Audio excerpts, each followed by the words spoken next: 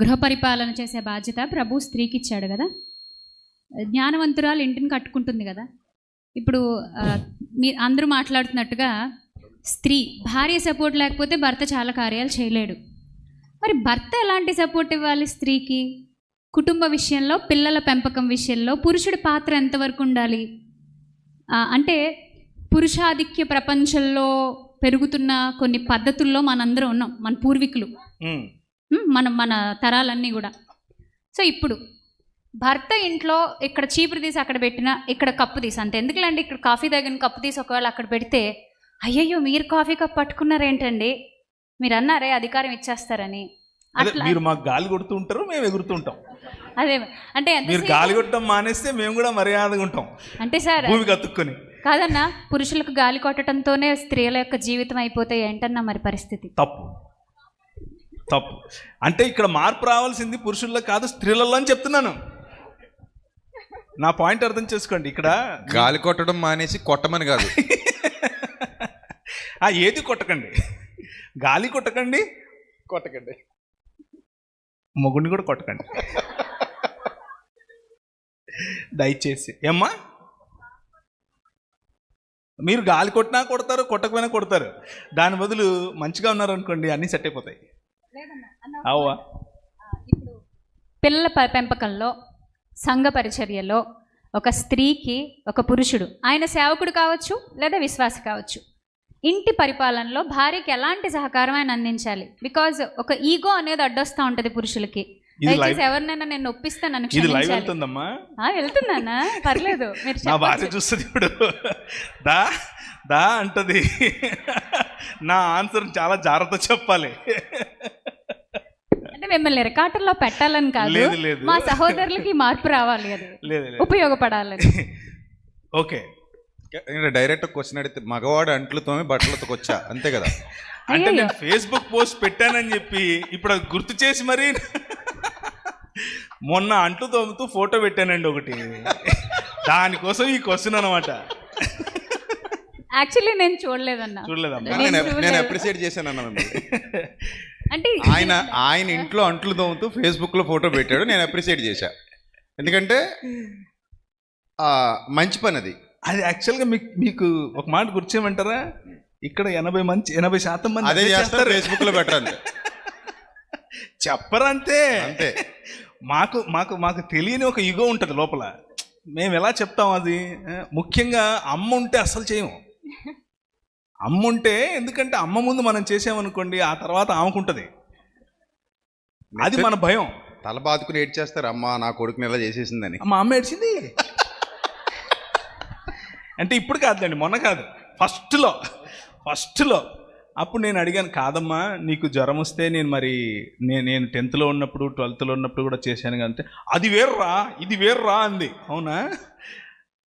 అంటే ఆడవాళ్ళే శత్రువులు.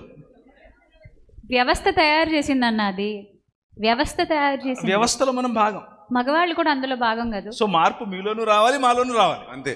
మాలో రావాల్సిన మార్పు ఏంటంటే, మీ ప్రశ్నకు సమాధానం ఇప్పుడు ఏంటంటే, దేవుని వాక్యం ఏం చెప్తుంది అని అంటే, ఏ పని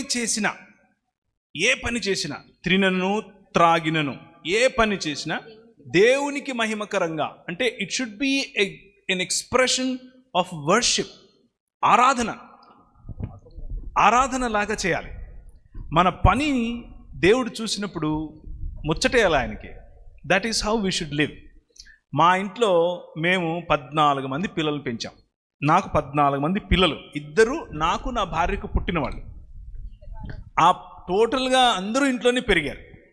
కొంతమందికి పెళ్ళిళ్ళు అయిపోయాయి, పిల్లలు కూడా పుట్టారు. ఇప్పుడు కొంతమంది కాలేజెస్లో ఉన్నారు, కొంతమంది ఇప్పటికీ నా ఇంట్లోనే ఉన్నారు మా పిల్లలు.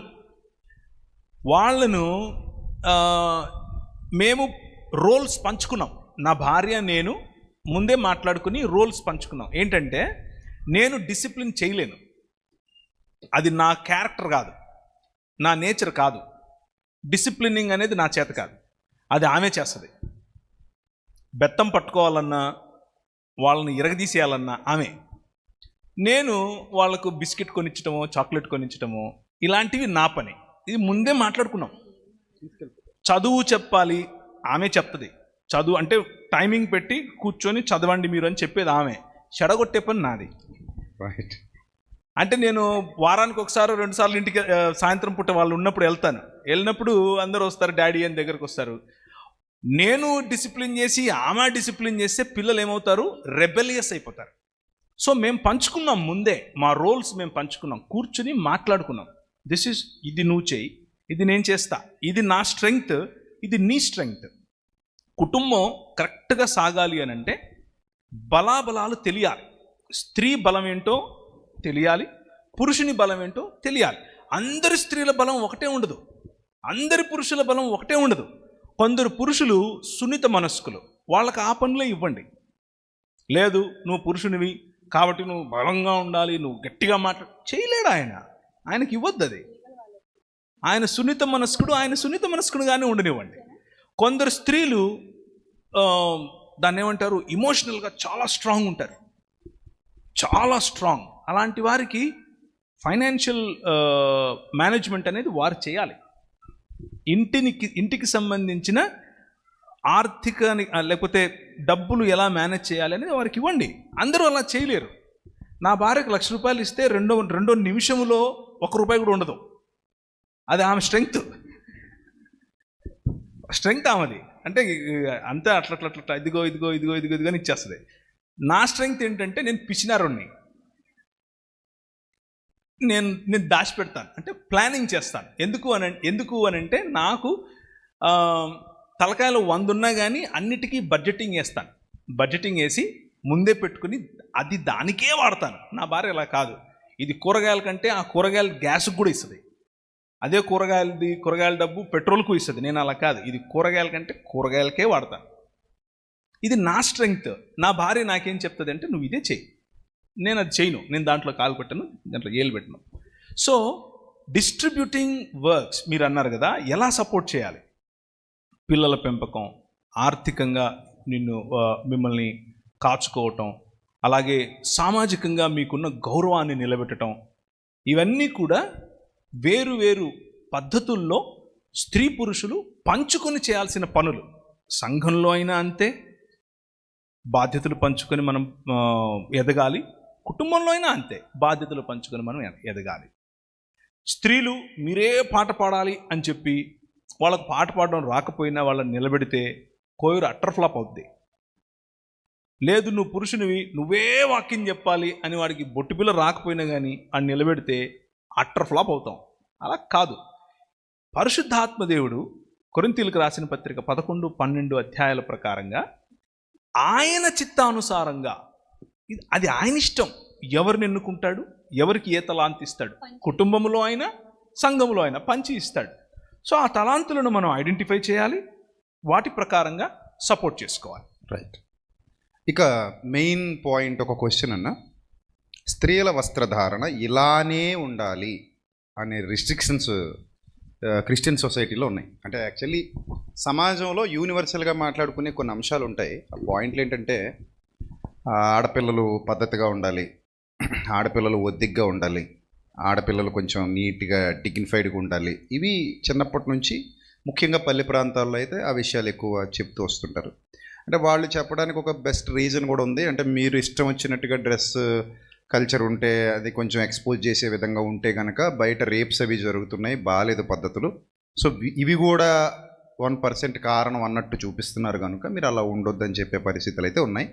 ముఖ్యంగా క్రిస్టియన్ సొసైటీలో డ్రెస్ కోడ్ గురించి మీ అభిప్రాయం ఏంటి? అసలు చాలామంది డ్రెస్ గురించి అంటే ఇంకా చిన్నదాన్ని పెద్దదాన్ని కాకుండా ప్రతి ఒక్కరిని తక్కువ చేయటం, ఇలా లేకపోతే మీరు పాపులు అన్నట్టు చిత్రీకరించడం.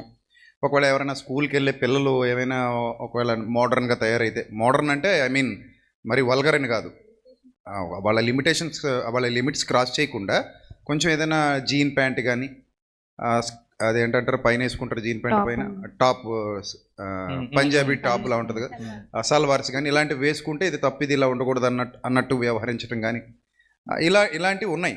దాని మీద మనం ఏం చెప్పాలనేది మీ అభిప్రాయం ఏంటి? క్వశ్చన్ అడుగుతున్నారు. అకార్డింగ్ టు ద బైబిల్ మీరు కూడా చెప్పండి. సో మొత్తానికి విజయప్రసాద్ రెడ్డి గారు నన్ను డిసైడ్ అయిపోయాడు, రాళ్ళు ఇచ్చాలి ఇడి మీద, అని. నా మీద పడ్డ రాళ్ళతో పోల్చుకుంటే మీ మీద పడ్డ రాళ్ళు. నేనేదో 2 మాటలు చెప్పుకొని వెళ్ళిపోదాం అనుకుంటే ఇవన్నీ పెట్టాడు నాకు ఈయన. సరే, నో ప్రాబ్లం బ్రదర్. సో ప్రభువు కప్పింది కప్పుకోవాలి. ప్రభువు కప్పని చోట మనకు స్వతంత్రం ఉంది. దీన్ని ఎక్స్ప్లెయిన్ చేస్తాను. ప్రభువు మనలను